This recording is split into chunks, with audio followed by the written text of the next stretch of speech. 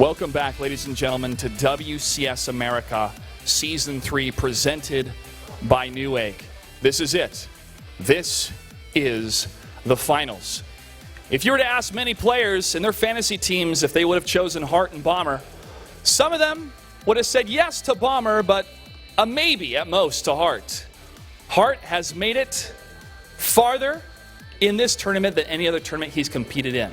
He may be the underdog, but a lot of fans are starting to show their support for the hope of Axiom. Bomber, the champion of Red Bull, has shown his performance in multiple tournaments, has earned many different championships across his career, and even though this may be possibly his last appearance here in WCS America, his career in StarCraft 2 will continue into 2015. Ladies and gentlemen, it has been a pleasure to host the fantastic StarCraft 2 matches we have seen all season long, but now it's time to crown a champion. To everybody watching around the world, and to everybody here live at the ESL America studio in Burbank, California, are you ready?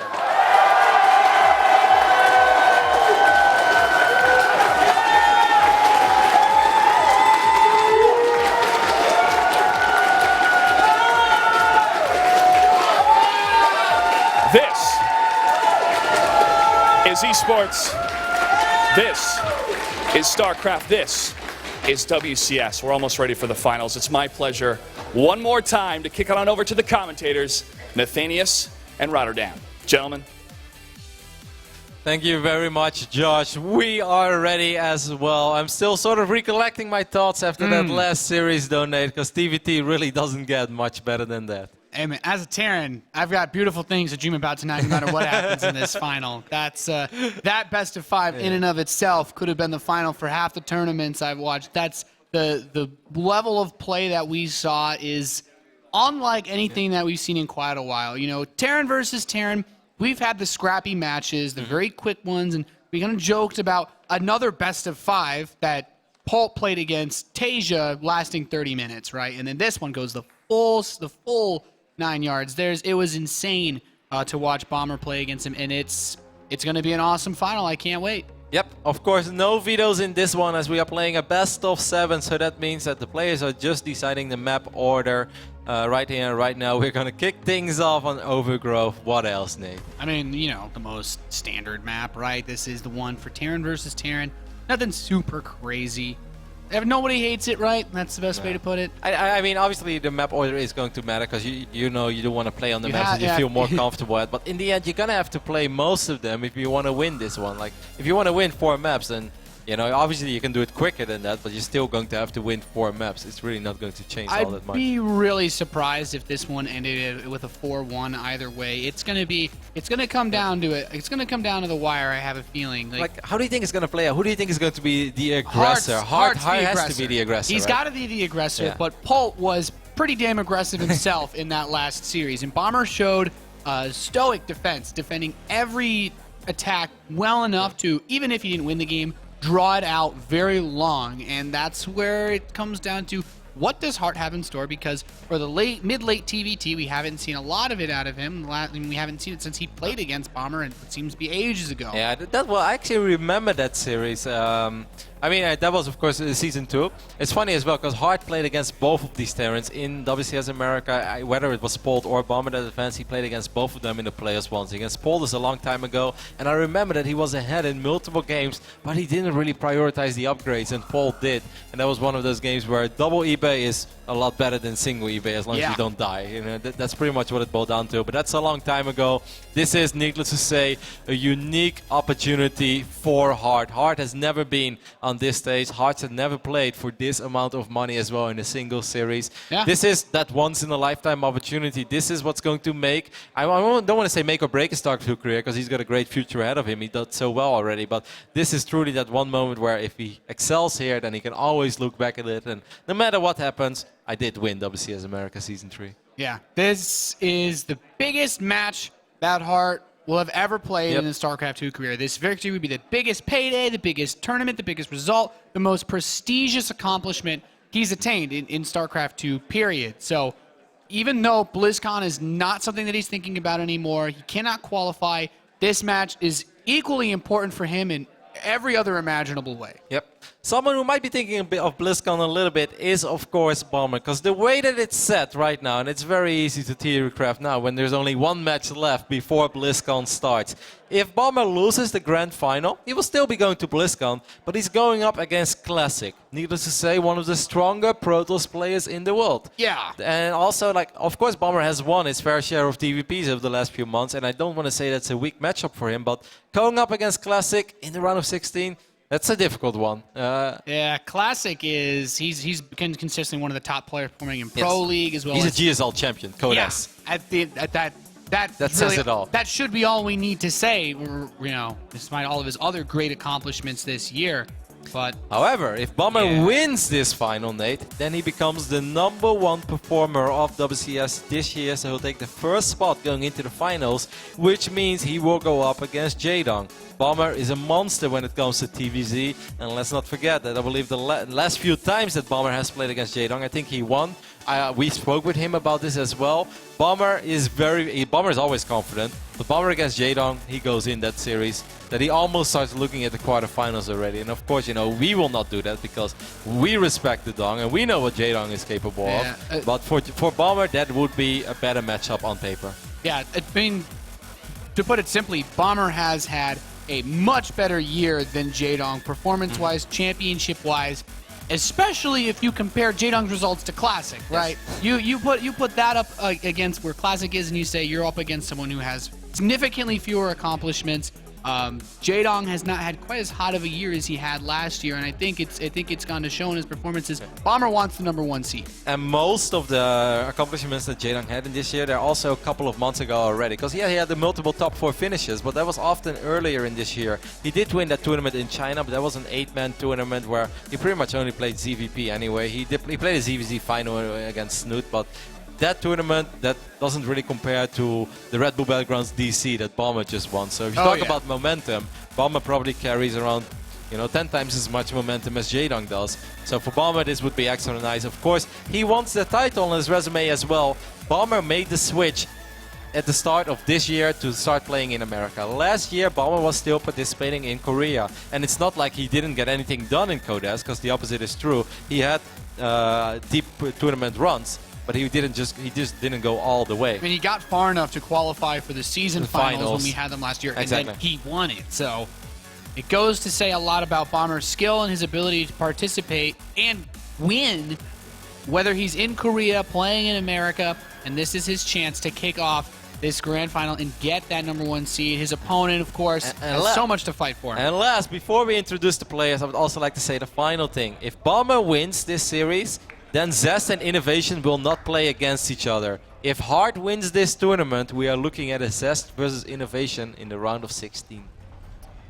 I'd like to save that match. I'd like that one to happen a little bit later. So a lot of people out there are hoping that this guy can win, even just for that reason alone. In the top right position, the blue Terran player representing Red Bull, he is Bomber.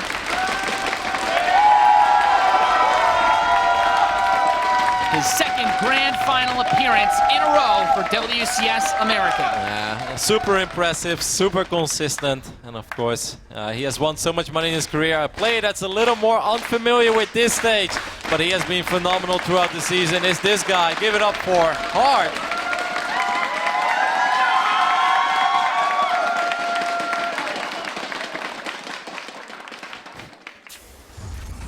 What a big moment for Hart. And this is something that we haven't really had to talk about a lot lately because we've had so many championship caliber players that have taken titles around the world playing this weekend.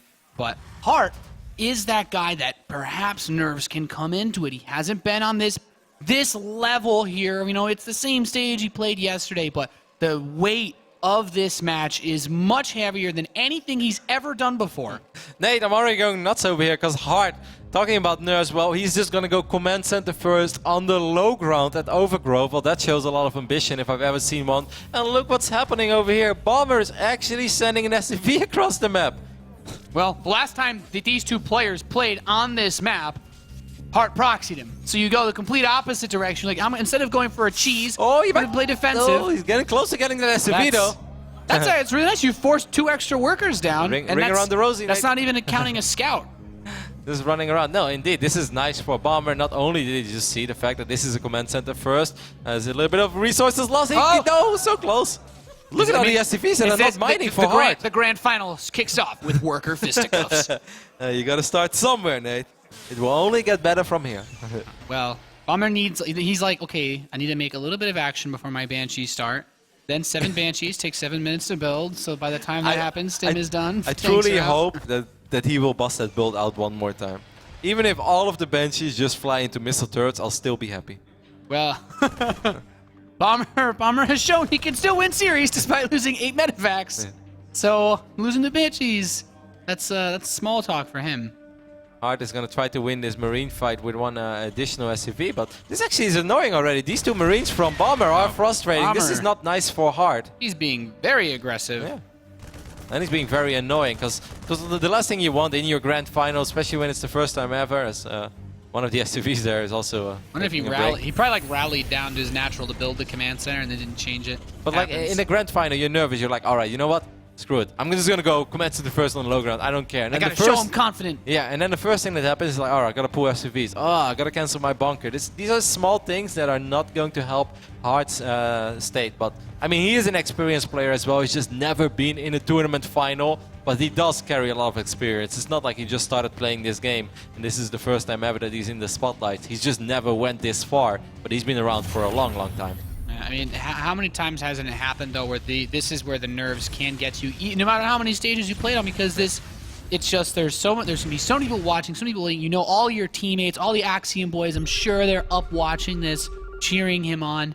Hart he's got a lot to make happen, and he's actually moving this command center. He's really feeling the pressure. Yeah, he threw down his scan, and I think he got a little nervous. And like, he still doesn't have that bunker, Nate. So defending on the low ground without a bunker, in PvT that gets very difficult. But in TvT that's pretty much the same. You really want to have something to fall back on, because of course command center first means that you have less units to work with in the early stages of this game. Yeah, that's a really disciplined decision to make, because Bomber already has his expansion now mining away and producing SCVs. So Hart's giving up pretty much the only edge that you get off of a command center first, just because he doesn't want to take any damage. He has the missile turret. He has 1 scan banked up. He'll soon have 2.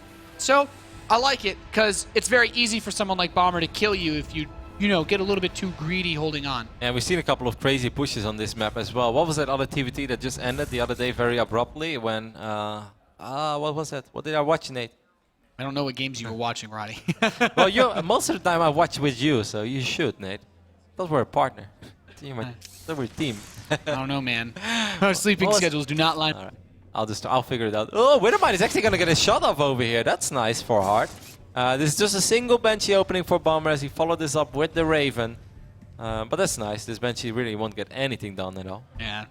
You have a lot less room for error, and then if you go in range of that missile turret, it pretty much just instantly dies, sending it back home. Very smart decision, especially since he didn't get cloaked this game. So Banshee's not quite the threat that it was in that series against Polt. And he's just doing a little bit of Hellion poking. Nothing really crazy has happened this series, but Bomber is going to make it happen, as it were. MMA versus Yoda, Nate. You should have known. WCS Europe final last week. There was a similar game where he didn't see it coming. Anyway, Widowmine drop in the main base.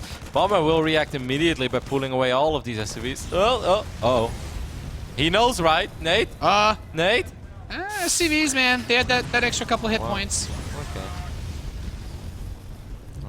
So what I'm really interested to see now is this Widowmine coming over here. It's very important that it's scouted the second factory. So he saw the one lift off. So he should know that there are 2 factories on the map. And when you see that, it can make you feel a little bit uncomfortable. Already having the Banshee and the Raven. I'd like to see the Raven repaired. I mean, the Banshee repaired. I'm surprised that he starts up his army before he starts Blue Flame. Blue Flame is really the most important. He just started Blue Flame. Okay. That's the thing. He started Blue Flame, then he cancelled it, and now he starts Blue Flame again. Maybe a misclick. Well, just let it finish, man, and it's good. You make your Hellions a lot better, I promise. Don't worry. If you make that many Hellions, you may as well. I mean, 4GG actually beat Polt and MMA with just mass Hellions at DreamHack Stockholm. So I believe anything is possible in this game now. Yep. Of course, when we were unfamiliar with Hearts TvT, traditionally he just loves making bio units. I can't really recall the day that I saw him mech. Bomber will probably mech it up once or twice in this series because we know that he likes it occasionally. He's still a bio player by heart as well, but heart really is the bio play. Yeah. That was unintentional. Well, but Hart already has 5 barracks done. He's got just a few more add-ons finishing up. He has this 3rd command center floating out to the front base, whereas Bomber's 3rd, close to finishing. But, you know, the flimsy thing about strategies like the one that Bomber's going for is, yeah, Hellions are awesome. You get a ton of them, you overwhelm your opponent's army, they step out, they don't have enough Marauders, and they just die. You delay your tank production quite a bit when you go for strategies like this. Bomber's starting to squeeze them out, but does need to be a little bit careful. I would have liked to see him try to get maybe a little bit more aggressive. There's not actually too many units for Hard on the map, but once this production kicks in, it's very difficult to harass just Hellions in this. It's very important for Hard that he doesn't move out too early either, though, because like either you absolutely demolish a Hellion army or you're just going to lose everything. Really, is it going to be like you can't run from it, that's for sure. Yeah, it's not going to be like a close fight. So if Hart sees this ridiculous amount of Hellions, then I think the best thing for him is just let your supply climb up. You know, don't really move out until you're at like 165, 170. And you know, this army might be good versus Hellions, but with so many of them, you get a few tanks out, and you push towards that base. Suddenly, you use that armory and turn all these bad boys into Hellbats, and you've got an extra 1,000 hit points in front of you. I think it's very important that Hart keeps all of his units very close together as well, because he's going to need a full DPS. Once the battle starts, like you said, there's no retreating unless you pick all of the units up, but most of the time you will be committed. So the first fight, Hart is really going to have to crush Bomber. Maybe the first time that Bomber wants to move out, that's when Hart decides to counterattack just to buy a little bit of extra time for himself. But he needs to make sure that he doesn't do it either too early and definitely doesn't fight with only half his army. Yeah. So the setup that Bomber's been going for is still pretty interesting. He has most of his army in Hellions. 22 right now. He is making Hellbats, though. He's transformed a few of them to put into the Medivacs. Aw, Dennis. What's his dust on, Dennis? I mean, the European guys, I will say, shout out to those guys, their passion. It is absurdly late there now. Yep. No, they've been casting throughout the day. It's actually throughout most of WCS America's season, I believe. And of course, big shout out to Dennis, because also the Home Story Cup is coming up. We're talking a lot about BlizzCon, but I want to give a big shout out to Home Story Cup number 10 as well. If you guys are like, Home Story Cup, that's awesome.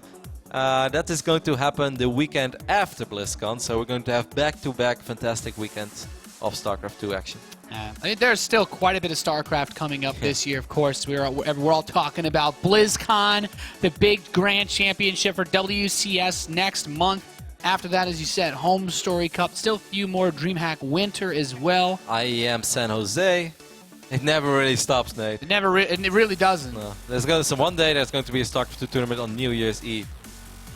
Yeah, well, as Americans, the DreamHacks have taken Thanksgiving, man. They're covering all of them soon. All right, so Hart moving out. He's going to have to siege up these tanks immediately. He has quite a few Marauders in the mix as well. Bomber disengages at first. I love that he has the Banshee with this army, too. The Medivacs are going to help. He can drop the Hellbats on this, and the big Hellbat force moves in. The point defense drone blocking the Marauder shots as well, and as these Hellbats get closer and closer to the tanks, you can chew this army apart. The Banshee was killed, but if these Marauders can stay alive, that's when things get tricky. SCV is being pulled as well. Hart takes a 50 supply lead. I think Hart has actually done it over here. Just breaks Bomber like that. The first time that Hart moves out in the game, it was enough. It was a strong army, 145, 150 supply. It was a little quicker than I thought he would, Nate, but he just bomb rushed that army. So a thing here, what happens is your Hellions aren't in position, and then you want to turn them into Hellbats. And in the time that it took to do that, all the energy on the point defense drone gets spent.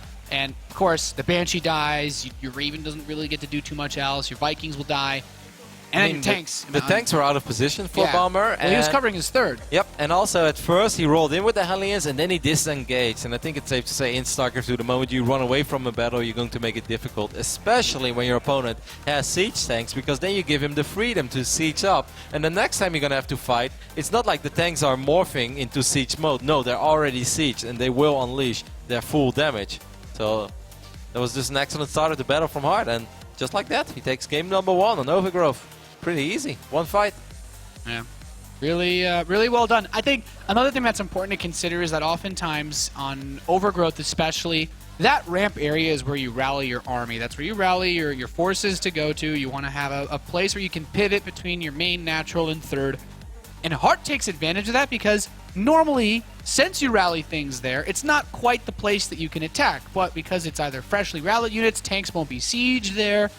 And the way that Heart put a very aggressive third command center out front kind of said, yeah, I want to go and I want to be aggressive, but Bomber just not expecting it to hit quite where it did. And that's just a smart play from Heart. Yeah, it really was. He had a strong army, nice mixture as well between the Marauder count, the Marine count, and the tanks. Nothing really too much of one. At the end of the fight, there was like 1 or 2 tanks left. There were a few Marauders left. There were a few Marines left. That just goes to show that he had an excellent composition. Yeah, very, very well done. Map number 2 is Deadwing, a map that we saw vetoed in the last Terran versus Terran series, namely because Deadwing is such an interesting map, right? If you take the high ground third base, then you're vulnerable to siege fire from the low ground. If you take the other third base, your army can move down. It's like, okay. Then the drop play by your third becomes a more, come from the outside of your natural becomes a problem. Obviously, drop play is great. The tank pushes that people use versus Zerg with the Medivacs don't happen quite as much. So it's a bit interesting because you just have so many different ways that you can get aggressive. And then, of course, Reapers aren't terrible for scouting since you have the cliff in your main base that they can hop up and down. But of course, best of 7 in the grand final means no map veto, so there is a chance that we'll see all 7 maps played out. Deadwing is not a map where you indeed see a whole lot of TvT. A lot of Zerg players like to veto it as well in TvT because of the way that you can drop tanks behind the middle lines and be extremely annoying. This is really just a popular veto overall, isn't it? Like, there's so many uncomfortable things in every matchup, I think, that you have to deal with. And it's a 4-player map, and the way that like scouting can work out can make it a little random from time to time, and there are a lot of pro players who just don't like that element. They like to believe in their own strengths. They like to believe that as long as they know what's going on, they'll make the right choices. But if you scout in the wrong direction and you scout the base last, then it may actually prevent you from hitting a certain window, which you could have hit on a 2-player map if you would have seen what you're trying to scout for. That's one of the reasons why a lot of players like to veto Deadwing. But as you guys can see, we are loaded into the second map of our grand final of WCS America Season 3, excuse me. Been a lot of seasons. Over here on the left top side of Deadwing, representing Team Axiom. He is in his first grand finals ever. Give it up for Heart.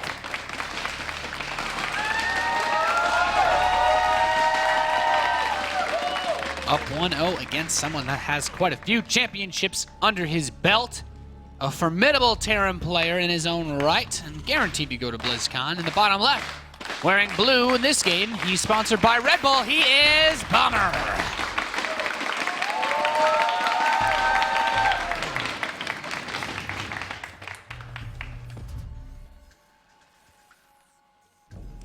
Deadwing is a map that, despite its large size, you still have a large main base. It makes gas first plays as viable as any other map, and we're already seeing Heart say, yeah, Nathan, I know that. I'm going gas first this game. I played a few more TvTs than you, Nathan. I tell you what, the last TvT I played on this map, because I vetoed it, I had an unfortunate run-in against Supernova. I got wrecked, let's just say that. But I did get my Hellions in his base, because the main is huge. I just lost after that. At least you took something away from that defeat, Nate. That's I killed really an nice. SCV. You can take that information and just bring it straight to the broadcast. And people are like, I really love that Nate plays the game so well. It's like, well, I actually did lose in the next 30 seconds. It's like, I got wrecked, but I did learn. There's enough space. You can get in pretty easily. It's the most important thing. Of course, ESL Fantasy has been running throughout the entire season, and I wasn't doing as well as I thought I was actually, Nate. I did do better than you, which made me very happy, but there were a lot of you handsome StarCraft 2 nerds out there that had a lot more points than me, but I did pick Heart, so if he goes all the way, Nate, I'll be climbing the ladder of my ESL Fantasy League. So can we, is Heart the big, when we look at the top 8, anyone that picks Heart for the top 8, he's like the miracle pick, right? Would you say he would have been the least likely person? I mean, I really love Hawk, but... Yeah, okay. Well, those matchups were a little bit... So the top 4 then? Yeah, He's probably of the top 4, likely. I think he was a small miracle pick, unless you truly believed in his TvZ. Like the bit for me, like the miracle picks of this season, like Heart, beating Hyun, I wouldn't have predicted. But then you look at round of 32, there was some insane results as well. Aiga's winning his group in round 32 was like, No. I don't think there was a statistically less pick overall in any group ever that went through. So That was 2% or something like that. Anyways, fortunately for Hart, he is going to find Bomber's base immediately in the left bottom side of this map, and he pretty much figured out that this must be a Reaper opening, so he's going to reposition his Marines. Well, actually, he went Marine into Reaper. Yeah, man. We've seen this before. yeah, this is super popular nowadays. I remember the first time that we saw this build, and I was like, Roddy, this doesn't make any sense. Why is Kier doing this? This was back in the qualifiers for Battlegrounds Online. I'm just like, it doesn't make sense. And now everybody does this, and the reason why, you start to see it, this 2 Reaper opening is really smart from Bomber, because we've actually seen Terran players use the Hellion after this Reaper to just kill a single Reaper opening, because you're usually building a reactor. And I'd still say that a Reaper and a Hellion can beat 2 Reapers. Yeah, the first time we saw that was the game on Overgrowth, right? And you were like, Yeah, this really doesn't make any I sense. believe he crushed Yoda Yeah. with it. Yeah, and then you're like, oh. Maybe. It's like, doesn't make sense. Like, wait, he's just got 1 Hellion and a Reaper versus just 1 Reaper. I guess the player that went gas first wins. And that's the moment where like, hey, this is actually really smart. And Yeah. this is why I shouldn't question them too Well, often. there's another thing about this build that's made it super popular, and I'm really interested to know if Hart's going to do this, because it would suggest that he's going to go for a mech build You this could game. pick off that SCV, Nate. Sorry to interrupt you, but that's actually very frustrating for Bomber, especially because these units are here right now, and I don't think that an SCV will just be able to make his way down to the low ground. yeah. He's going to lose the Reapers as well. Hart really taking control of this game. He's going to have a field day now. We don't see the Oh my second Reaper God. too often with this build from Hart, and now, I mean, it takes the comes down to first these shot. shots. He's going to kill workers, so Bomber, he won't die to this, but he still loses look quite at a that bit. Marine. A Marine. He should've had You're a the- brave young man. You should have got. I think the Marine did pick up one of the SCVs, or Bomber just sent it to the middle patch. That command center still did not finish up. Hart did a pretty damn good job there in delaying that command center, and look what's going on. The Cloak Yeah. Banshee is going So- to be the follow-up. 7 this SCVs build, as well. the way that you do this, now the second Reaper is not necessarily common. Okay, switching off. So this is Hart's own way of doing this. Flash, and I know a few other players really like to take this into a heavy Hellion build. This would also have built into what 4GG used quite a bit for big Hellion plays. Ooh. Now he has to worry about this counter. Yeah, he has to indeed worry about this a little bit because he doesn't really have a whole lot at home. He's going to send his Banshee home, though, we see at the minimap. But these Hellions are going to swing in for Bomber. Bomber is going to pick up a couple of SCV kills immediately. But that's a really nice Sim City, Nate. Yeah, That is a that's what I'm really saying. weird wall-off. I've never seen it, but I love it. That's that wall going to become standard, Roddy? uh, I have a strange feeling now, No. but it was cool. hey, that actually did save him a handful of SCVs over there. That could have I mean, gone a lot if worse. 6 Hellions get in your base and you don't have any units, then you're usually in a bad spot, especially since then that Banshee can't hold you in one position. Yep. He's still poking. Yeah, well done here by Bomber. Of course, man, these Hellions are really annoying. They might actually be able to get both Marines as well. Of course, the Siege Tank is going to shut this down as the Siege Tank has quite a bit of DPS. But Hart started off with Cloak Banshee, then he cancelled Cloak. I guess he cancelled it because he was into the main base and he saw that the engineering bay was already finished up. And Bomber did drop a missile turret in his middle line. If anybody knows that Banshees are good in killing SCVs, then it's probably Bomber. Bomber is he's releasing his latest hits album on Banshees soon. He's quite experienced with them. I would listen to it, Nate. All day, baby. Now Hart's going into tanks. He's got his second and third barracks finishing up. He's well ahead on infrastructure compared to Bomber. Bomber's just now starting up his second barracks. No third, so to speak of just yet. He produced a few Hellions, so he's going to go for a bit of a drop play, looking to just kill some workers, and then he'll start up his own siege tank. So army-wise, like for the setup of this game, I prefer Hart's position. Bomber spent quite a bit of resources, even though he got his expansion up earlier on the engineering bay and those missile turrets, without actually starting +1. And let's not forget that he lost 7 SCVs in the game where it truly hurts. Of course, Hart lost 4 SCVs on the other side of the map, but that was already a minute later. Losing 7 SCVs when you have 20 or losing 4 when you have 25, the difference is huge. Yeah, the Hellions have been dropped into the main base, of course. A few SCVs are going to get picked off here. There's not really a lot on the ground to fight this, so 6 he SCVs grabs is a nice. few more. Yeah, 6 SCVs is really nice. That's definitely going to even things up a little You're going to more. make it difficult to use all this. See, the thing is, like, you have all this infrastructure, like I said, but you can't afford to fully queue all of it. It's like, well, if you want to build medevacs and marines, then you can't afford to build tanks. Man, Bomber has a 12 worker lead right now. Of course, like you mentioned, Hart does have his infrastructure in place a little better, and he's going to be able to be aggressive with a real army sooner than Bomber is. But 12 SCVs, I think that's pretty significant 10 minutes into the game. Yeah. Like I said, it's still difficult to fight what he has, but keeping the Hellions alive it gives him such a prolonged threat because you don't want to build Vikings at this stage of the game if you're going for a Marine setup. Stim is done though. Very quick pickup over there. Barely takes any damage on these Hellions. Maybe a little bit of pain damage, but that's about it. Did get some shots off. But like you said, as long as it's around, Hart knows that he has to worry about it. He can just grab all of his units and try to go for some sort of attack or a contain. If you look at what Hart has, he could very easily attack. Like his army beats bombers, except for these Hellions running around poking his workers constantly. Really well done by Bomber. Creates a 14 SCV lead now for himself and still has these 4 Hellions alive. And doesn't really matter how low in HP they are or that medevac. As long as it's there, Hart needs to worry about it. And now you can't just leave your base exposed. Yeah, now Bomber has that infrastructure lead back. When these reactors finish up, he'll have more production. Because of the economy, he can afford to actually use everything. Hart has just taken 1 refinery as natural. Bomber's been mining off of both refineries, and that allows him to make tanks and medevacs at the same time. Something that really, it's a very, very big part of this matchup because Hart's gotten out a few Marines, he's gotten some medevacs, but he could have quite a few more if he didn't lose all these SCVs this game. He does have combat shield already as well in his Marines, while Bomber hasn't even, well, he just started his own combat shield, but oh, that winner mine. The Raven should spot it. Yeah. Oh. Snipe it? Okay, ooh, that's dangerous. A lot of DPS in Marines. That's a dangerous attempt. R2 likes to live dangerously. It's like, okay, great move to catch that, and then the one time it doesn't work, you're like, well, that was a horrible decision. Especially since you stim, that means the mine would one-shot all of them. No, that would make you to the top of Reddit, though. Might be worth it. Nah, well, not in a good way. Bomber's gonna, oh boy.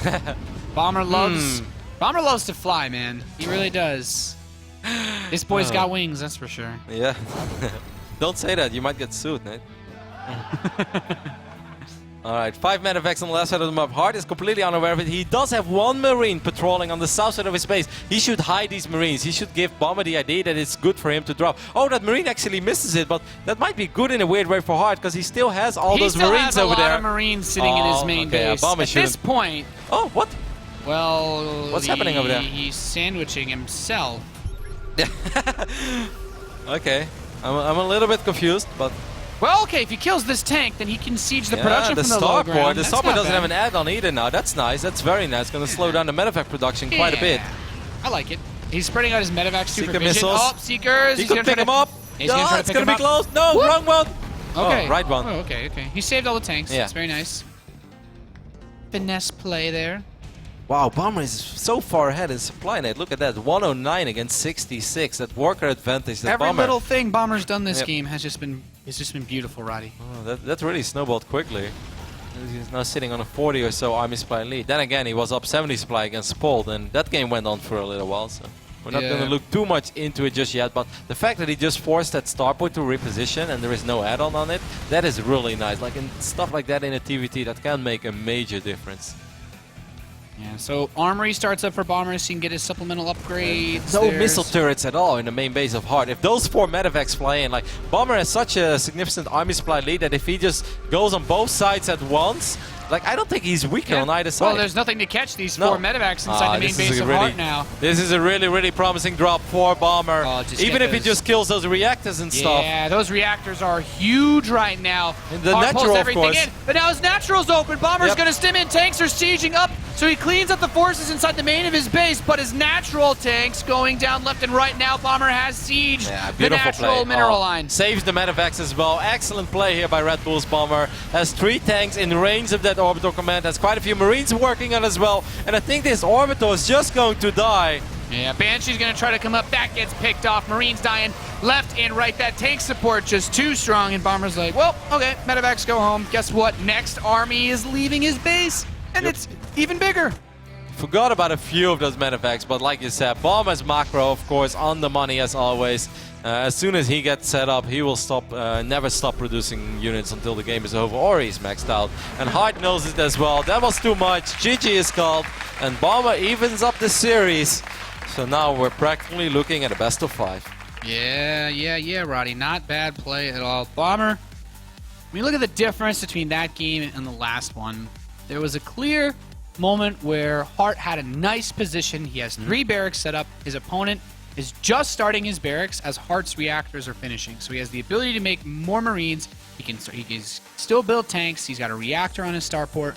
But then those medevacs, the Hellions, just did great harass. And then you make a move like this where you pull everything. As a Terran, you're like, okay, well, I got to press Control F2 and just attack this. I need every unit possible to stop this. And it doesn't pay off, right? You use your auto turrets at this point too, and then your natural is completely exposed. Just tanks aren't going to stop Marines from attacking you like this. I wonder if he leaves like 7 Marines behind, how that will play out. But I completely agree with you. That one medevac with those 4 Hellions inside, that's truly where the things started to look up for Bomber, because up to that point I really kind of liked Hart's position. I felt that his harass early on was on the money. The 2 Reapers and 2 Hellions did great. I love the opening. Yeah, great. Like he delayed that command center for a solid minute or something. He picked off quite a few Marines. He picked off 7 SCVs. That was really big. But the moment that Bomber started harassing, he was very methodical about it. You know, he picked off 3 SCVs at first, then he came back. He picked off 1 more with those 2 Hellions, and he kept it up until the tank was out. And once the tank was out, like, well, I'll send the Hellions back. Then I'll go with the medevac instead, and that medevac, he just kept it around forever. And even though, like you mentioned, Hart had all the pieces in the right place to start applying some pressure, he couldn't, because he needed stuff at home, otherwise he'd lose all his SUVs. Yeah, those Hellions were, the Hellions and the medevac, it's an interesting play, because Bomber had his barracks in the tech lab. He was ready to start up Stim, he was ready to get into his barracks production, and just get everything rolling, because his command center was done faster. And yeah, he still had maybe a few SCV lead, but it wasn't anything serious. He could have taken a lot of damage from a medevac drop from Hart, and then just the good control. I mean, imagine you drop the Hellions, you lose 1, you lose 2, and then it's not that it's not that intimidating anymore, because some of them were low in HP. The medevac was low in HP, but even just a couple of times, you know, he drops all Hellions, they all get a shot off, and he just picks them up before they take any real damage or before one of them gets picked up. You take a little bit of paint damage, you kill a Marine. It's like, well, you know, it doesn't seem like a lot, but 50 minerals down the drain, I didn't lose anything. And you still have the 4 Hellions that represent so much potential pressure. So well done.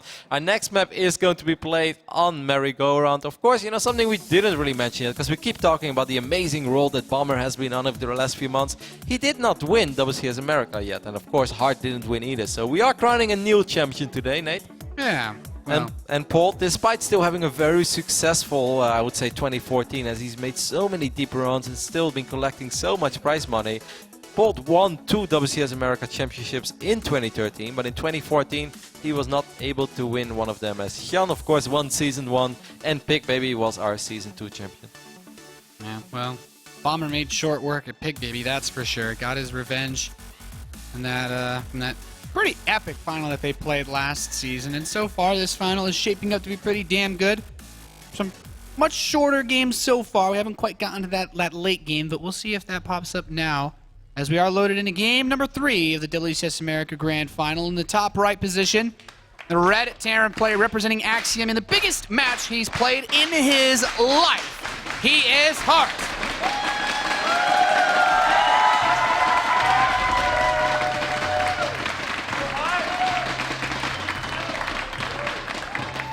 And over here on the 6 o'clock position of Merry-Go-Round, the man who's been on an absolute roll lately. Give it up for Bomber.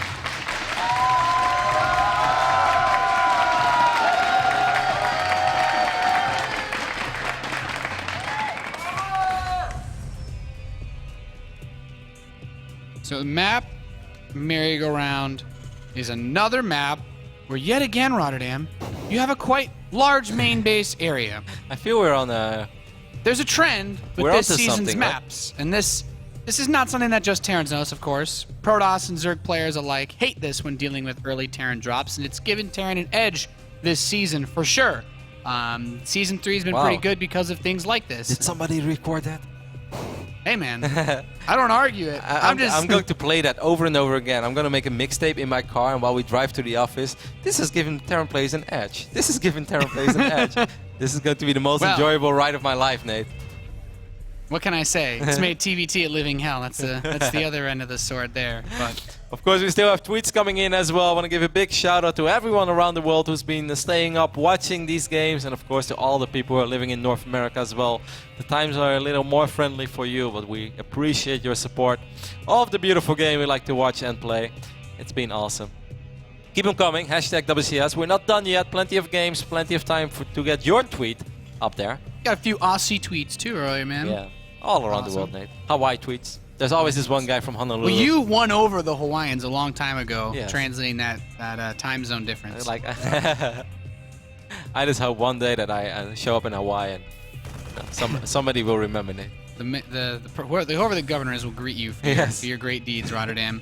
But this game, from Bomber, it's looking like a more economic opening. In fact, this is a very unusual opening that he's gone for. Just 2 Marines straight into a reactor. It's not necessarily a crazy build. Just his no one does this that much Yeah. lately. Slightly later gas. This is not as popular, mostly because when you take a middle of the road build, you don't really have any advantages. You're just trying not to take too much damage while simultaneously getting an expansion.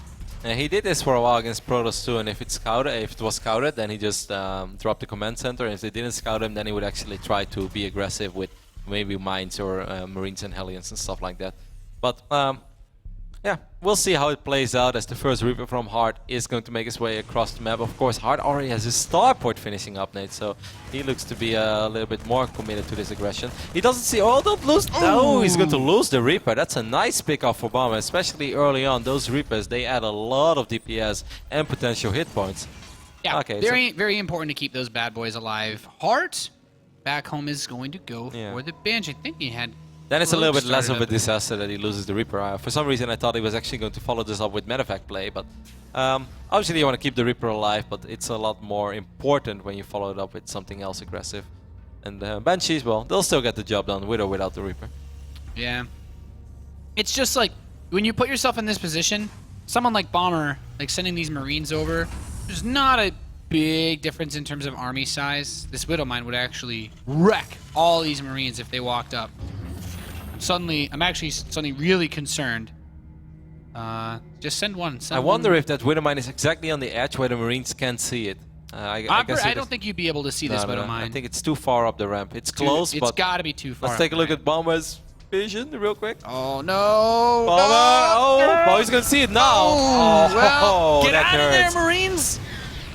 Well, Well, that was a well-placed Widow Mine, Nate. that was good.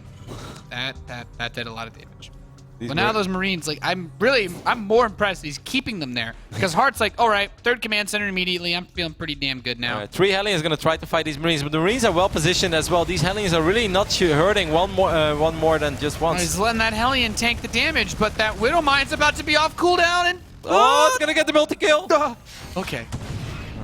Well, the Hellion took one for the team there. I don't think my Hart could have handled all those Marines getting hit twice. Excellent hold there by Hart, though. He really didn't break a sweat. Of course, it helps out when your first Widow Mine does damage to every single unit, but still. Handled that very well. I was really digging the Marine positioning behind the supply depot. It's something that obviously it should be standard, but we still see it too often that Hellions get shots off on multiple Marines at once, and the way that he positioned his Marines, he made damn sure that that wasn't going to happen. So, well done. Yeah, I mean, Hart has the luxury now of the economy, but in this game, Bomber will be the player that gets the infrastructure set up very quickly. No, Hart goes straight into it as well. So neither player needing to make missile turrets has allowed both of them to just speed up how fast this early game goes by. But Bomber does have this medevac, which is it's got big dreams, Roddy. Bomber also adding a very quick second engineering bay, just worth mentioning because he didn't do that before in some of his previous series. Hart seems to have plenty of units in his main to deal with this for now, though, Nate. And of course the Raven should help out a lot as well. Yeah, the Widow Mine should not be able to accomplish much of anything with those bad boys out. It is Banshee opening from Hart really hasn't done anything. It's only got 1 kill too. So the Hellions are gonna run in, and he's like, yeah, it's whoa. I don't even think he even realized that was there, but he juked it, which was cool. Some of those accidental plays. Hart's army is a little slow though, so now he actually might end up losing a few Marines. This is something that Bomber had to stress about early today. A couple of SCVs being transferred as well. Auto turret, of course, being very useful in soaking up a lot of potential damage. Somehow escapes with everything. What looked like he wasn't going to get much from it, burning the Raven energy is also very important. If Hart had any ideas about getting aggressive, you certainly won't have enough to snipe siege tanks with your Seeger missiles. I mean, Bomber is up at roughly 10 SCVs now, but of course the third Orbitor is already done for Hart, so I would say economically this is relatively even. Bomber is upgrading both upgrades at once, while Hart is still working off a single engineering bay, and we've seen it early today, even on the game on Merry-Go-Round, like how important the upgrades are, as it just felt like Bomber couldn't catch a break against Bolt. Mine's at the tower. It's like, I never have map vision, but I'll make sure that you don't have it either. That's a very Bomber thing to do. Oh, That fits him too well. that one SCV got picked off, I guess, by the Banshee. And Bomber never replaced it. So now that Rex is unfinished. I mean, it's pretty much done. He's gonna take it out of the box, man. That's the most fun part, Nate, taking things out of the box. That is. Just looking at it is cool too. So this Banshee's still kind of patrolling. I like how it's just like actively on the map, just not actually harassing really, doing much. Trying to see. Bomber with the double engineering bay play. This is a bit greedy. He's getting his armory now, and he's gonna have a really sweet 2-2 timing that he can hit. I really like it, especially because this is a little bit unlike Bomber as well. Yeah, this isn't something that we've seen. Like early double engineering bay play is not really popular in this matchup because it makes it more difficult to defend. And there is maybe a reason that like Hard might be a little bit paranoid about everything that's going on the other side of the map. He's like, hey, I opened up with 3 orbital commands. Bomber is probably going to be like silly aggressive against me, trying to put some sort of crazy push. And he's going to work off one engineering bay just to make sure he has as many units as possible. I'll just get a single E-bay myself for now. That is a really interesting location as well of this orbital of Bomber. I think what Bomber is doing is he's accepting that the way that this map is set up makes it very difficult to defend a third base from outstretched marine attacks. So he's hoping that he can convince Hart that he hasn't contained. Yeah. Oh, wow. The Widowmine actually gets his shot off on the Raven. That is not a unit that you want to go into the battle with. It barely has any HP. The Marine came very close to seeing that orbital, but won't see it just yet. Oh, it's going to miss all the SCVs that are being transferred as well. Well, that would be a really big scout. Bomber wants him to think that he's either on a 2-base play or that he's just ahead. So this is such an interesting moment because Bomber still has his 2-2 on the way. Like, I don't know that he really needs to do anything overly fancy, but he really just needs to not take so much damage that he's vulnerable to die before the 2-2. Because once that upgrade set is done, this map has so many open spaces that getting a full spread Marine versus Marine engagement where the better upgraded Marines will slaughter your opponents, and that's really the focus. Yeah, and Hart really is misreading this game a little bit. He's been very cautious about going up to 3 bases. Of course, he had that orbital command all along, but he didn't want to put it on location. If Hart knew what was happening, he could have taken his third a little while ago. I know, and he would probably add another engineering bay and pull the heck or put the units away that he has all in his main base, because he had so many units defending against that crazy drop that he was expecting. He did repair the Raven, by the way, so he's like, no. Not going to. This one Marine could actually be a little bit annoying. Yeah, he's trying to get a little bit of information. He's like, okay, third landed. Keep running. He's actually gotten pretty far. Good runner. Scanning this third base though. Bomber wants to know what's outside. I think Hart will scout it in the near future, but he definitely must feel confused. He's like, this just doesn't really make any sense. I should be earning way more money than you.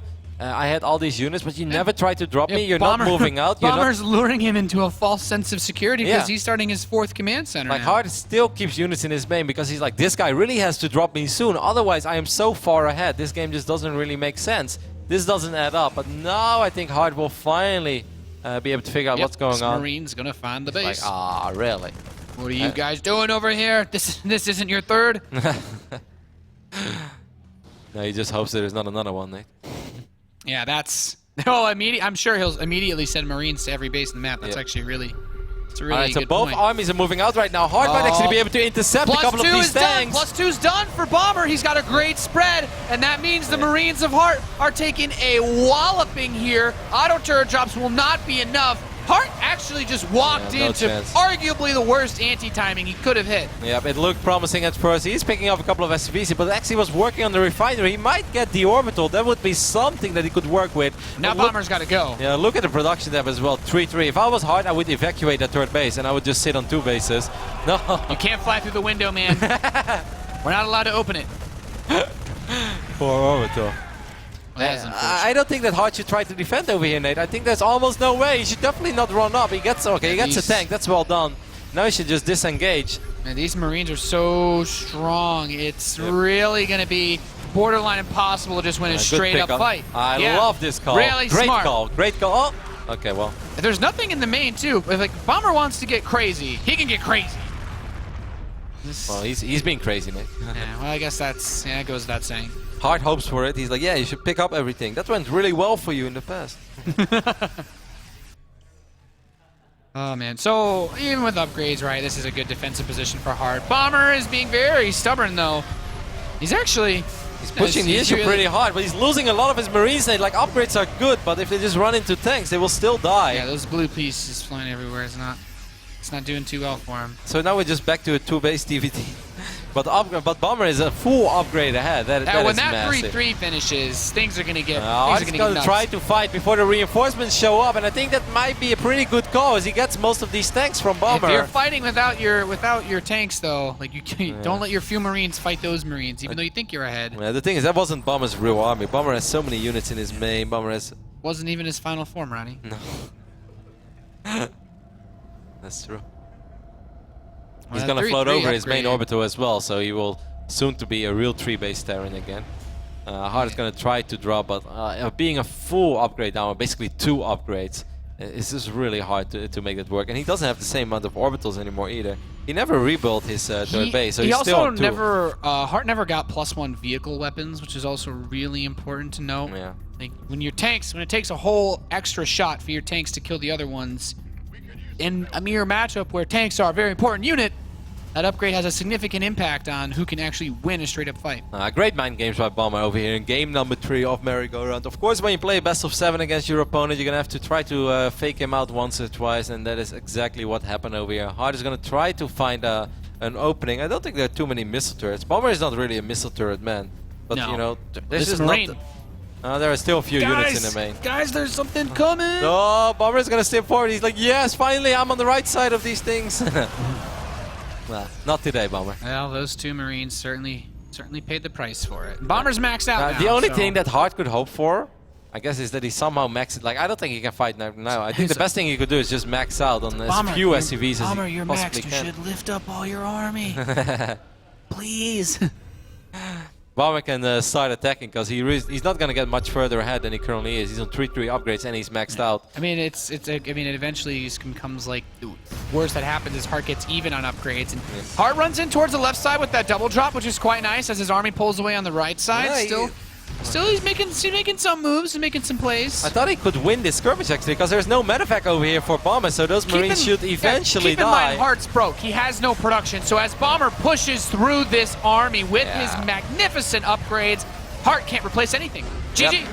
Bomber takes a 2-1 lead in the grand finals of WCS America Premier League Season 3 off the back of a very uncharacteristic game, I would say, of Bomber. Double engineering bay and relatively passive, but he still had a Bomber trick up his sleeve. Yeah, that was the only Bomberish thing about it. It's not a Bomber build, you'd say, but putting a third base in that interesting position, I mean, I guess it would have been easier to keep it alive if he hadn't hidden it. But like right now, this is only crazy important because 2-2 has just finished. Yeah. Bomber's army has just become incredibly powerful, and you see those Marines just evaporate. Even though supply looks really close, Bomber has such a better army because everything else that was back at Hart's base was just Marines, which, I mean, with better upgraded Marines, Bomber kills very easily. What also really worked in Bomber's favor in that battle is that sometimes when all the tanks siege up, they sort of form this wall of force fields that the Marines have to derp around, and it takes a while. But there were actually a couple of small holes between the tanks, so all of the Marines from Bomber that were steaming forward were participating in the battle immediately.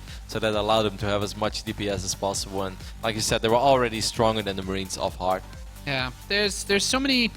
In TvT, upgrades have such an interesting way of influencing. Like for the Marines, it's always your Marines will always win a fight by a landslide if they're up even one upgrade.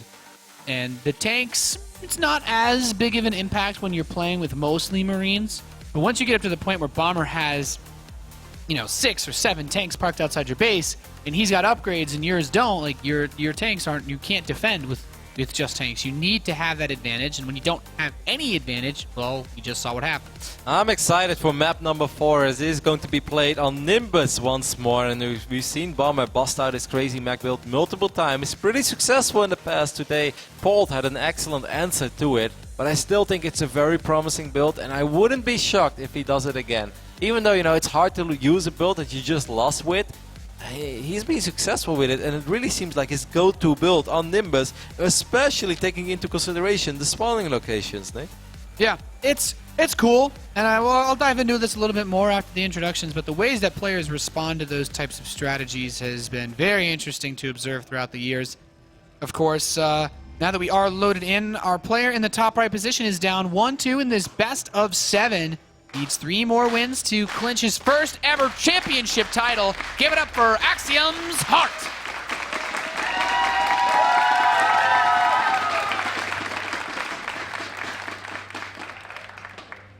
Heart's going up against one of the most confident players in the world. It doesn't really matter to him who his opponent is. He always thinks he can win. Give it up for Bomber. If Bomber wins this tournament as well, now we've been talking a lot about like if Hart wins, how amazing and how beautiful that would be for him. But if Bomber wins this, he's gonna carry so much confidence and momentum into the BlizzCon. Like, it's insane. He's been winning almost everything. He's lost like 1 series against CJ and his hero in the last 2.5, 3 months. There's so many players you can hype from this year of StarCraft that have had really good performances but haven't quite stolen everyone's attention. Solar is a player that comes to mind. But Bomber has really stolen the show from anybody that thinks that they've had like a turnaround year where they suddenly won a lot of tournaments. Bomber played well last year. He wasn't wrecking the international circuit. He was playing well in the Korean scene. He had the season 2 finals championship, but we weren't seeing him at the offline tournaments making the big stage appearances, and he's really stepped up his game this year. Yeah, and what I'm most surprised by, it's not even like the entire year. It's not like he's been dominating since January. When he made the switch to WCS America in Season 1, he wasn't super impressive. I remember the first challenger match he ever played, I think it was against Jim. He won 3-0, so that was very Bomberish-like. But in the season, he made it to the quarterfinals, and he lost in a very uninspiring series against Alicia. 2-3 in the quarterfinals.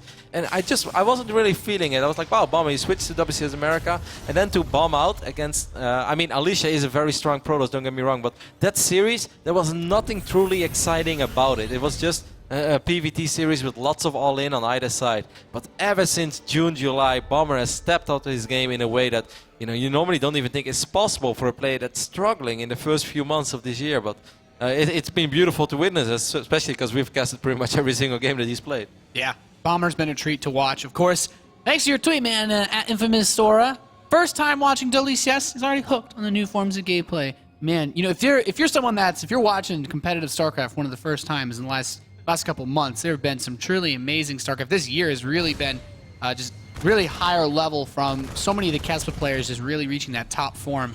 It's funny because every year we think that it can't really get any better for us as spectators, about how good the games are and how much we're enjoying it. And it's like we have so many tournaments, and then we have more tournaments, and then we have more tournaments and more broadcast days.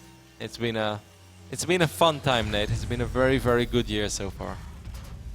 Yeah, it certainly has, and only looking to get better as we approach BlizzCon, but Hart still has so much weight on this series as he's opened up with, the Reaper expand, nothing super crazy. You saw Pulp break this out a few times against Bomber, with variable success, and Bomber, well, very fast. Well, I guess Bomber's kind of also doing a Pulp build, right? We're seeing that fast medevac. The Marines and the Hellions. Elevator play on this map is quite good. And you know what Hart doesn't have that Pult had? Some supply depots in the corners of his base to see in case a drop comes in. I'm very surprised that we haven't seen either TvT today so far, as the Reaper does get picked off by these 2 Hellions in the middle of the map. That's nice for Bomber. As we haven't seen a single TvT yet where both players just start attacking each other immediately in the early game. It's like often it's one player or the other player, and the other player is just defending. We haven't seen a single game yet where both players just send their medevac across the map and try to kill as many SCVs as possible. And hey, I don't mind it because the games have been amazing, but it's surprising to see because over the last few months... Oh, that Wintermine, by the way, that Wintermine could get a really good shot off. Oh. Okay, it takes one Sorry, Marine. guys. Well, nothing else here is really great versus this drop, so... Bomber moving into hard space now, and the SCV's being pulled. This makes things a little bit more complicated. Hart really needs some excellent control right now. He needs to make sure that his units don't clump up, but he's been a little bit indecisive. He's been very careful about how he wants to engage this, but he has still lost so many SCVs, and it's not done yet. Bomber still has the 3 Marines alive. He still has the medevac. Obviously, he's not going to fight in range of the bunker. Bomber is going to kill a few more SCVs. This is an absolutely phenomenal opening for Bomber. Bomber could not have asked for more out of of this start to the game. Oh, Kills the picks last the Marine. Marine. Viking lands. He's like, yeah, actually, the power of medevac healing is quite strong, so I'm going to continue to kill stuff. And that was great. 11 workers. This might be the start of something we've seen before. The Banshee train is revving up. The we Banshee hype train is real now, We man. all live in the era of the Banshee, Nate. And Bomber has started that reign of the Banshee. We'll see how many Cloak Banshees we are going to see. Needless to say, very, very successful opening for Bomber. I hope for Hart that he's going to be able to keep his composure because, yeah, that game number 1, that went fantastic. The first big fight, he pretty much won it straight up. Excellent start. But after that, things just haven't really gone his way. I mean, these 3 Marines are still skirting around. The Widowmine finally kills the medevac, but pick off maybe another SCV or 2, or at the very least, delaying the mining. Just frustrating enough in its own right. Yep, he's already down 5 workers and he doesn't really have anything in place to deal with Cloak Banshees. No scans. Bolt knows how this feels. This is going to take a long time. I think the best thing that Hart could do is just try to stabilize on one base at first. Does he even have the eBay finish? Yeah, okay, he doesn't have that. When you're using mid-game Banshees, yeah, well, I guess when you talk about GG, Bomber just wins. Bomber takes a 3-1 lead over the Axiom Terran player and is now just 1 map win away from winning his first ever WCS America title. That game is an example of the aggressive TvT that we were talking about earlier. Just a lot of these, where the gas first place can just straight up win you the game. And, he moved the Widowmine in. He moved the Widowmine in. Look at that one nice, Marine. Bomber did that on purpose, though. Do you see that? Because he separated it from the pack. Oh, and he's like, you go, buddy. You'll be remembered. You strive for greatness. And, well, even though he didn't live very long, he did indeed make miraculous things happen for this follow-up push. Oh, yeah. If those Marines take a little bit more damage, everything gets increasingly difficult to make happen. And then Hellion getting killed as soon as it came out. The one unit you can really micro against all of this, gone.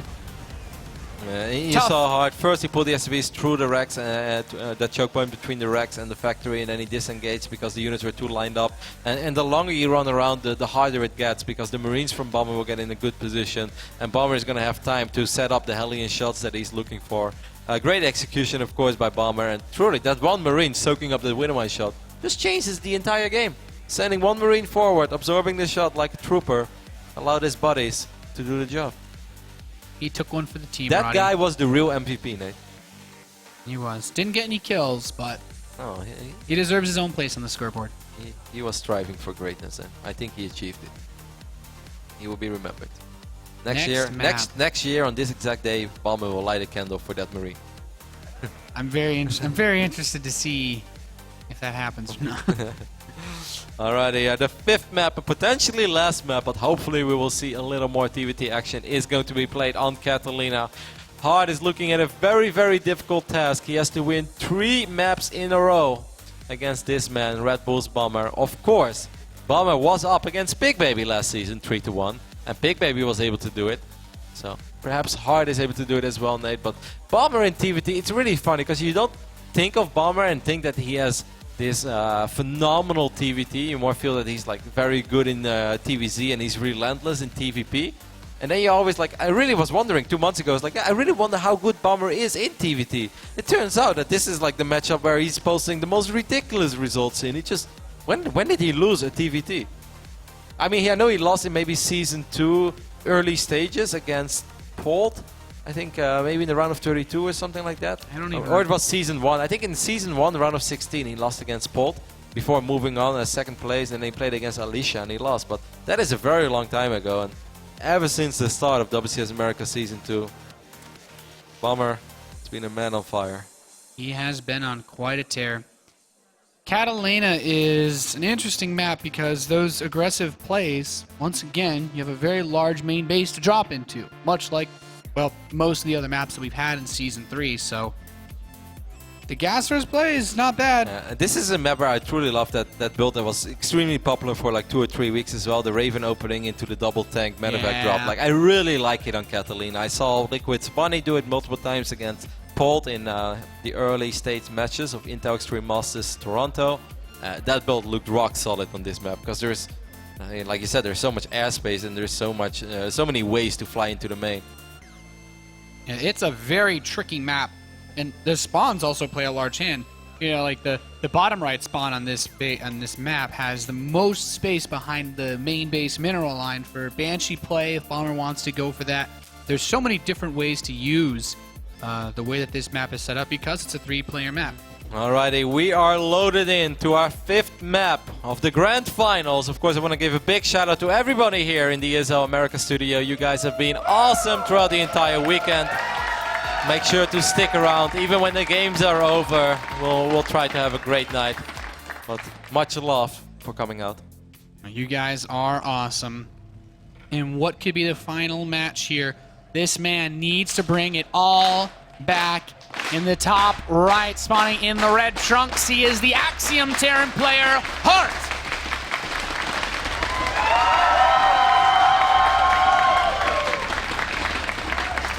Finals started off so well for him, Nate. That was a dream game to open up with. But then this guy, the destroyer of dreams, worlds, Zergs, Protosses, and Terrans around the world. Give it up for Red Bull's Bomber.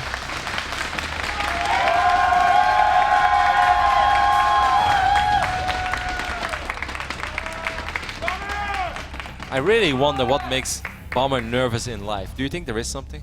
I'm not sure. I can't think of anything. I mean, even if I tried to be imaginative, I'm just like, well, no, Bomber. Maybe if you had to like fight a kangaroo or something, I'm not sure. I'm not sure how that would happen, unless we send him to Australia. That'd be an interesting show match. No, poor Bomber. Bomber is very fierce in-game, Nate, but out-of-game, he wouldn't hurt a fly. Would you hurt an octopus? I don't know. I think he would rather avoid those. Bomber has just been a super consistent force over the last few months. We'll see how this game is going to play out on Catalina. Heart is opening up with a very quick gas. Bomber doing pretty much the same. This could definitely be one of those games where both players decide to be aggressive. Heart will say right now, like, all right, the last 2 games I was putting myself in a pretty defensive position. It just didn't go well. It didn't work out for me on merry-go-round. I misread the game. I thought I was doing good because I stopped the initial aggression, but you know, Bomber tricked me. That double eBay with that hidden base, it was too much to handle. And now in the last game again on Nimbus, trying to go for a very economic build, sitting back again, Bomber was able to find a hole in the defense of Heart. So maybe Heart just needs to go back to attacking, because traditionally he has been a very aggressive Terran, and in the other matchups he loves to be aggressive. He's fighting non-stop. Yep.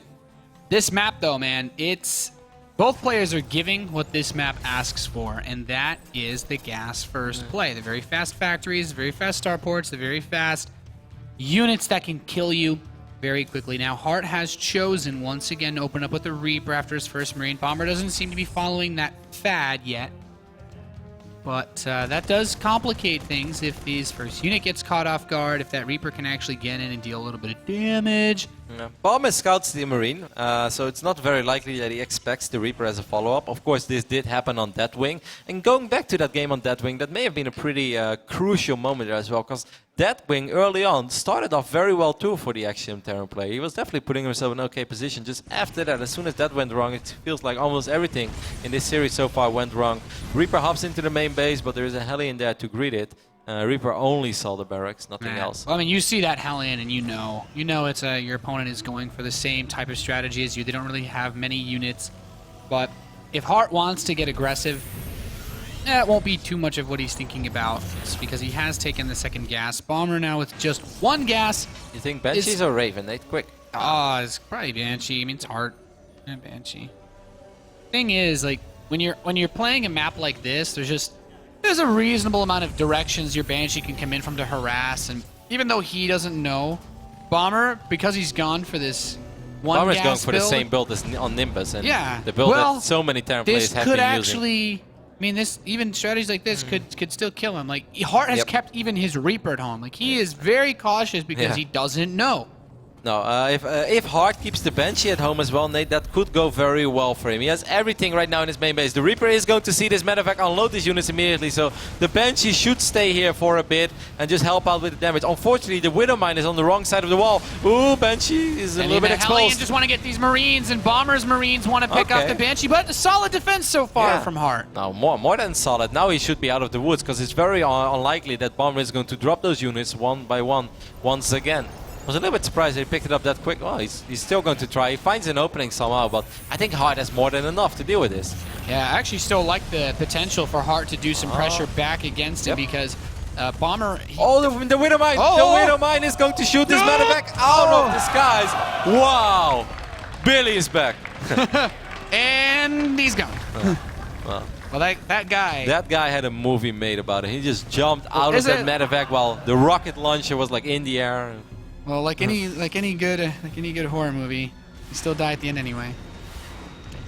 But he felt very this alive. Viking is so adventurous. Hart. He's just like, well, yeah, I don't really need to go for cloaks, so now Bomber has a nice aggressive position. He didn't even build missile turrets, so he didn't have to invest any money in that. Reaper hops into the main base as well. Might actually get an SCV here. That would be nice. And of course gets to get a reasonable scout. The Reaper can 1v1. Oh, the Hellion is here as well. Marine. He can find another SCV. This game's been going very well for Hart. Excellent defense early on. This time Bomber was not able to find an opening. Hart had his units in the right position. Of course, Banshee popped up on the right moment as well. This is one of these maps where we could actually see auto turret harass again as well. I mean, wow, look at the army supply. Yeah, mate. Hart is in a position where he could actually just win. Just walk across the map and kill him. Somebody has to absorb this one for the team. Or maybe the tank can take care of it. Misa, Raven, and Banshee outrange it. So, there's that. Well, I guess then the Viking comes into play. There's so many things to consider. Hellion. The Reaper runs under it and then drags it into the... Well, there's no units down here, but you could try. Well, there you go. It was the Reaper in the end. This is going to get extremely dicey for Bomber. He doesn't really have a whole lot of fighting units. The SCVs are being pulled way before his actual units are participating in this battle, which means that he's going to lose 9 SCVs and not really get anything for it. And Hart wins another map, gets a little bit of momentum back in this series as he takes this game on Catalina convincingly, Nate. Excellent hold early on. Yep. In TvT, sometimes when you make plays like that, the way that Bomber's build set himself up, his follow-up was very weak to his Hellion pressure because he built an engineering bay. It's a greedy follow-up. Yeah, well, the thing is, you build the engineering bay, your opponent did not follow up with cloaks, so they get the Raven, the auto turrets are great, but it also means that they can put more money into getting those Hellions out, getting the Marines out, and that's what made the actual push work. Oftentimes you see Terran players, because see like this reactor play, you can't afford that if you go straight for cloak at the beginning. Nope. So this just gives him that extra bit of production that he needs. Look at that Marine. This! Bam! That Marine. The Tom Cruise Marine.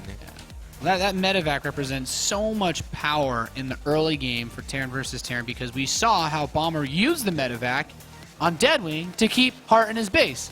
And you lose that medevac, Hart's like, oh yeah, I think I could actually just go across map and kill you. And so he did. More than any other Terran in the world, I truly think that Bomber has a love-hate relationship with medevacs.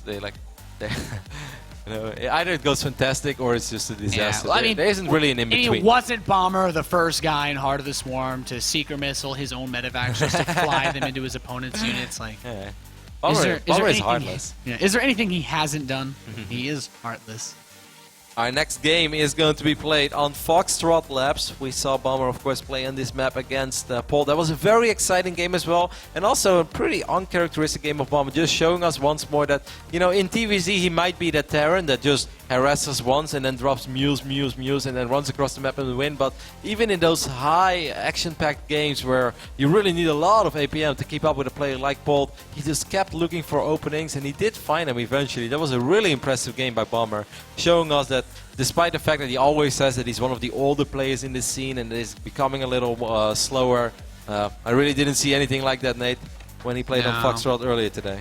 No, he did not.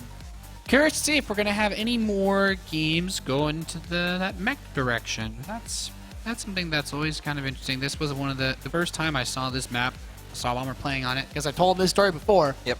Bomber told me, he's like, mech's good on this map, open space. It's okay, Ned. You can tell stories again. Mr. Bitter made a career out of it.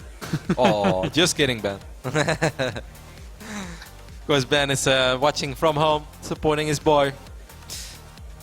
He's still up. He's still leading in the grand finals of WCS America. Season 3 might have a small flashback. He's like, hey, I was up 3-1 the last time as well.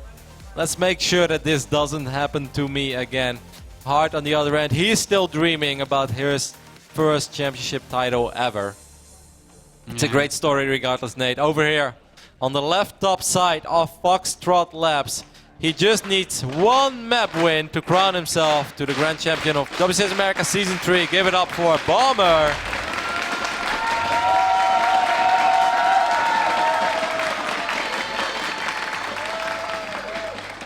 Lots of aggressive, explosive openings, and I'm sure we'll see more of that in this game. In the bottom right position, the red Terran player representing Axiom Esports, he is Hart.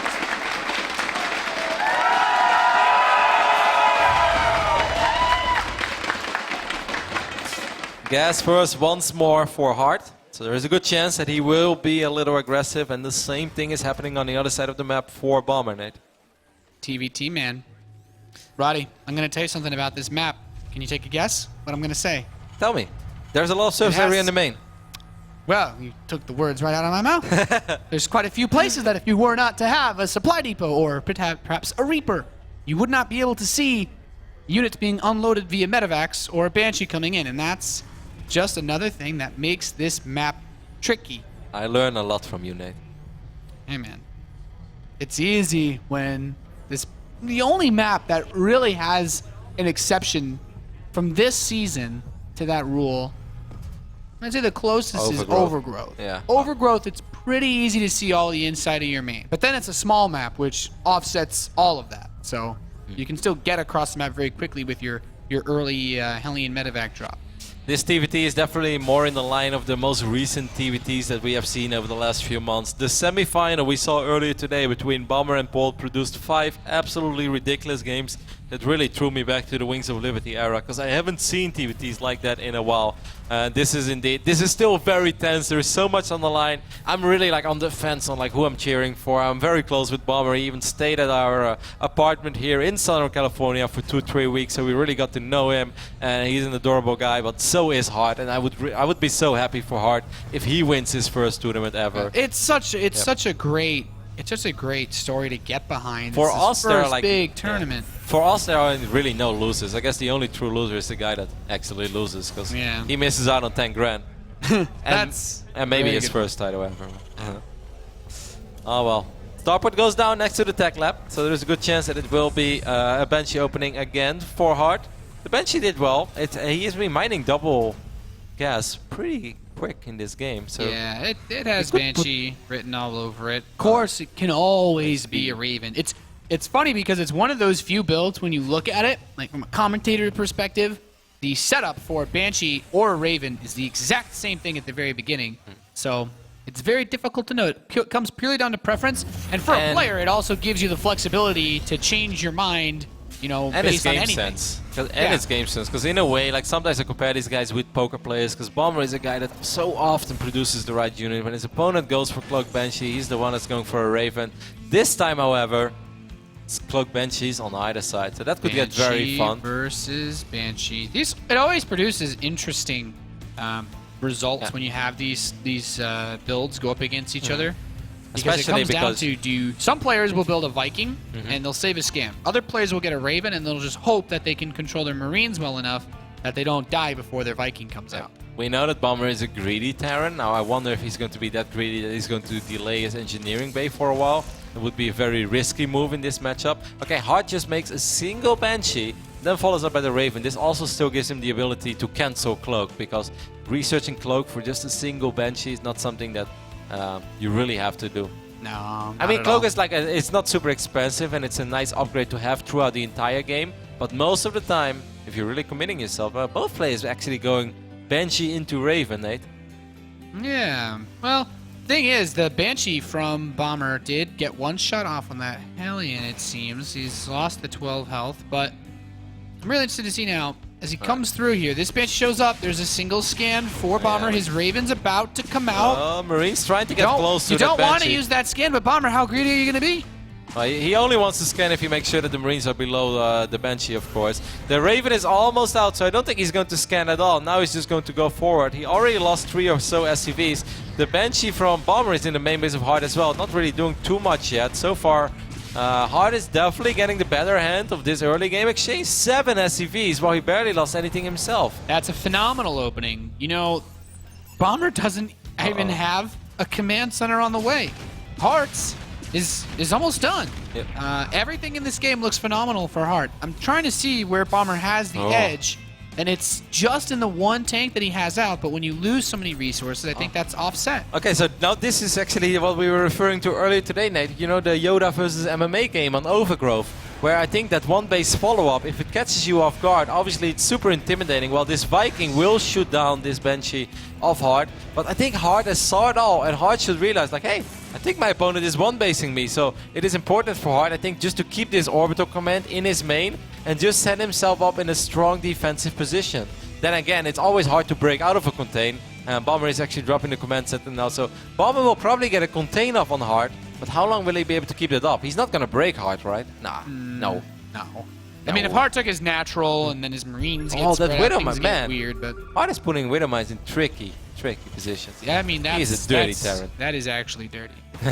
Even I, as That is dirty. as a regular Widowmine cheeser myself, would not have thought to put it there. All right, we'll see how many units is going to connect with all. This is the single Marine. Bomber's like, yo, can you go play Minesweeper for me real quick? He's like, well, we found him. Of course, he had a Raven in the mix as well. Another Cloak Banshee is making his way across the map. Bomber Nate still does not have an engineering bay. Hart immediately picks up. He's like, nope. Yeah, he not should. doing it.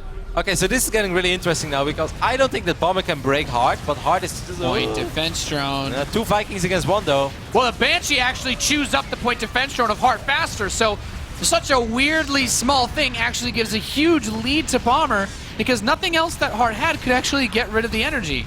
Alright, but there is a Cloak Banshee soon in the main base of Bomber, and Bomber does not have an engineering bay. Bomber doesn't really have a whole lot that actually shoots up right now in his main. He did just produce a few. Well, he said that Banshee could be working on the middle line, was shooting at the supply depot, wasted a lot of potential DPS there, because this Banshee has free reign, Nate, free reign over this base. Yep, this Banshee's going to clean up SCVs forever. He doesn't have enough energy for a scan. Two Vikings are about to get back home. But yeah, that Banshee really hurt. Bomber again losing 10, 11 SCVs, and he also lost the SCV that was building the command center, so it took a while before that second command center finished up. Yeah, it's killing. Oh, that's not a good scan. No! Okay, ooh, that could have been. That actually, if you don't get that, that's game ending. So now this is really, okay, Hart is going to try to win the air battle over here, and he should, because he still has that Raven, and he has more Vikings as well. And if he pushes Bomber back now, then I think Hart is still in a very, very good position. I still love Hart's position. He's up 10 workers. Yep. Great spot okay, to be but in. Bomber doesn't want to make it too easy on him. He's like, nope, you're not done with me just yet. I'm going to delay this expand from you for as long as possible. That's really smart, largely because Bomber's stim is done. Number? Bomber's stim is done. If Hart tries to just force his way down this ramp, Bomber can actually just swallow that army up because Hart has not even started stim. He has 5 Vikings as well, Nate. 5 Vikings against the 3 of Hart. So this is a great contain. Yep. You need the. I guess it kind of feels redundant to say this, but you need this. Final shout out to Leto today. He has the lockdown. He has the lockdown. Hope he's still awake. When you have to build missile turrets at your own ramp just to keep this air from pushing on you, that's not a fun spot to be in. Yep. Hart knows that he can't get too close with those Vikings because Bomber simply has more Vikings. Is Hart really getting? This is the earliest high-sec auto tracking I may have ever seen. Yes, I'm not sure. Okay. Banshee starts pushing out a little bit of damage. Actually, these tanks getting a couple of free shots off as well on the tanks of Hart. That air control, though, man. Oh, my goodness. Wow, the Banshee lives because of the PDD. The point defense drones are sick. Viking count still 6 against 3 because Bomber put that reactor on the starport so early on, Nate. He is not going to lose this Viking skirmish. Okay, the Marines. The Marines. Yeah, but still, that was still not a good trade. He is still ahead. Yep. Massively ahead. How are you supposed to leave your base? 1. Like, Hart still has his stim halfway done. Bomber has stim. You cannot actually run down this ramp. There's nothing you can do to fight this army until you have your stim. And this one Banshee is so frustrating as well because Hart can't really get close to it. The Marines will die against the tanks, and the Banshee is very well protected in the skies by those Vikings. Now this is a good move by Hart. Hart's going to try to counter drop, but like Nate mentioned, he did not have stim yet. Stim will be ready in maybe 20-30 seconds. He does have high-sec auto tracking, Rotterdam. Okay. And there's no missile turrets here, so it's completely useless. That one Banshee is actually doing a crazy amount of work, but this drop might be able to do some work as well. Now, Bomber left units at home. And he has stim, like his Marines could just win. I think Bomber is perhaps going to do it. He really turned this Yeah. game around. Wow. Damn. Disastrous start, but great follow-up, and having a reactor on that start. Ooh, Seeker missile. No, it's not going to connect either. That reactor, Nate. I mean, he's close to losing his factory in order to get this tank out. Actually, yeah, he lifted it. Well, guess what? Now the Vikings can hit it too. I don't know what you do. I think Heart's goose is cooked, man. Yep. And he has SCVs here to repair. Man, he's gonna try This it, is but it. no, this is going to be a massacre. A lot of SCVs are going to die over here. One more reference, Roddy. Le Massacre. He's coming down the ramp. His stim is done. There is too much here from Bomber as Hart taps out. And Bomber will get his WCS America Championship. Wow, he had to work hard for it, Nate. He played an absolutely nail-biting semifinals against Bolt, and he played a great finals against Hart. He came so close in WCS America Season 2. He was up 3-1, but lost. And he said, nah, I'll do better next season. And Bomber has to be one of the hottest players in the world right now going into BlizzCon. That Bomber so hot right now, getting the #1 seed overall worldwide in WCS rankings. What a great result for him. Yep, and this of course means, like you said, that he is going to play against J-Dong, so that is a matchup that we as StarCraft 2 fans already can look forward to. Bomber versus J-Dong in the round of 16. I can't wait, but of course, I want to hear what Bomber has to say, so Josh, take it away. Thank you very much, gentlemen. Bomber, congratulations, our WCS America Season 3 champion. Well done. What was the moment in that last battle, on that last map, that you knew you were going to be the champion? hello, thank you. 최윤 선수 우승 축하드립니다. 욕심쟁이시네요. 마지막 세트 경기를 하시면서 어느 순간에 이거 끝났다, 이겼구나, 드디어 내가 챔피언십을 먹는 거라 생각이 드셨나요? 사실 처음에 벤시에 피해를 많이 입고 거의 뭐 졌다고 생각을 했는데 거의 올인성 러시로 이렇게 상대가 실수로 벤시를 잃는 바람에 한 방에 모든 걸 걸었는데, 그리고 그 교전할 때 벤시가 한 방 차이로 살아나면서 그때 이길 수 있겠다고 생각했어요. So with the first Banshee, when Hart came in, I took a lot of damage, and I wasn't too sure if I was able to or stabilize it and win it. So I went with my last whatever remaining stuff that I had, and luckily Hart made a few mistakes losing his Banshees, and my somewhat of all in the last move was enough to contain and win me the victory. So that was the moment. Throughout the entire tournament, we saw your domination with Banshees and your macro. Why was it that unit was so successful in this tournament? 자, 벤시로 재미를 많이 보셨는데 벤시에 대해서 설명을 잠깐 해주시죠. 제가 주로 벤시를 크게 활용을 안 하는 편인데 이번에 좀 심리전으로 일부러 좀 많이 활용을 해봤는데 역시나 상대가 약간 배제를 하는 바람에 그게 잘 통했던 것 같아요. I know that a lot of people don't typically see me use Banshee plays a lot, and clearly it's shown in all my opponents that they weren't thinking of any type of Banshee play from me. So that's why when I took it out with the hashtag Mind Games, it worked so effectively, and I think if I was a regular Banshee player, I don't think it would have worked all that well. Bomber, you're going to compete at BlizzCon. What type of training regimen are you going to go through the next couple of weeks? What type of things do you want to focus on the most? Is it the mind games? Is it the macro? Or is it the type of play that other players don't expect from you? 자, 이제 블리즈콘에 가시면서 앞으로 이제 몇 주 남았는데 그때 동안 준비를 어떻게 하실 건가요? 이제 심리전 위주로 준비를 하실 건지, 지금까지 보여주지 않았던 최지성의 뭔가 새로운 빌드 이런 걸 연구해서 가실 건지, 아니면 기본기를 다져가실 건지, 어떤 식으로 준비를 하실 건가요? 그거는 당연히 비밀이고 아직 상대 선수가 이재동 선수인데 뭐 저거전만 일단 잘 준비해서 16강에서 광탈만 안 하게 16강부터 일단 준비를 잘 해야 될 것 같아요. 이제 WCS도 일인데 소감 한 말씀 먼저 하시죠. 그건 이따가 하실래요? 네.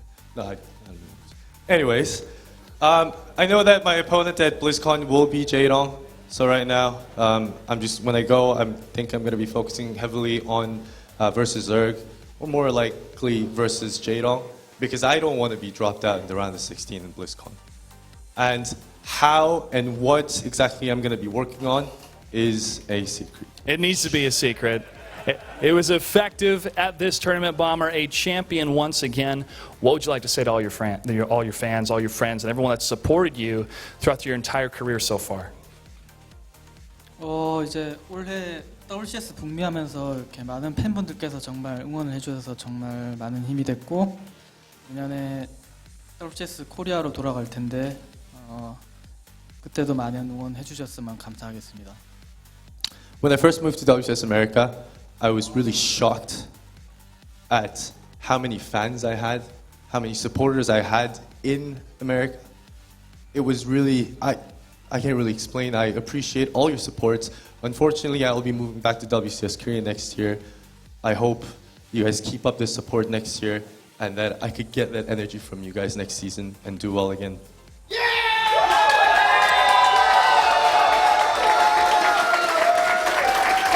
You may not hear that energy with your ears, but you'll feel that energy in Korea from the fans here in America, Bomber. You are an American to us, and so we're going to cheer for you throughout the rest of your career. Congratulations once again on being a champion. We'll see you at BlizzCon. It's now my honor to introduce the one delivering the trophies to the 4 competitors. That is Kim Pham from the esports team of Blizzard. And we're going to go ahead and recognize our 4 players that competed today.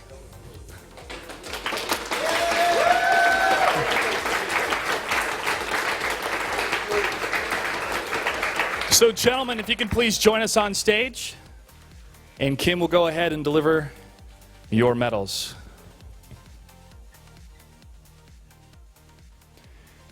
In 3rd and 4th place, we have Hyun.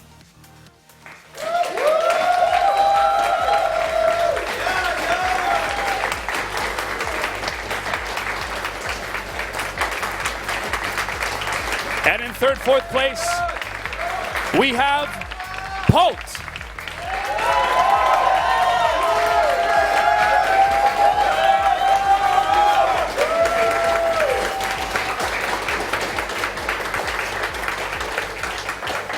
In 2nd place, with an incredible run in WCS America, ladies and gentlemen, please give it up for Hart.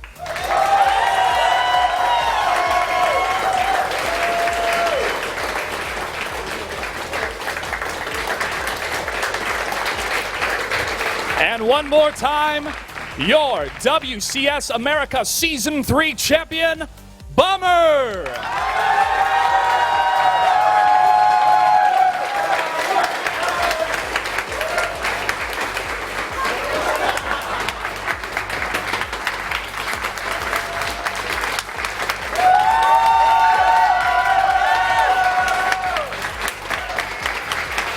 This has been an incredible day of StarCraft. We have once again crowned a champion here in America, but at BlizzCon, we will crown a champion for the world. Make sure to buy your tickets on Eventbrite.com. Search for the WCS Finals. Ladies and gentlemen, it's been a pleasure to host this event. A huge congratulations to Bomber and to all of our players. We'll see you next season. Until then, good night and good game.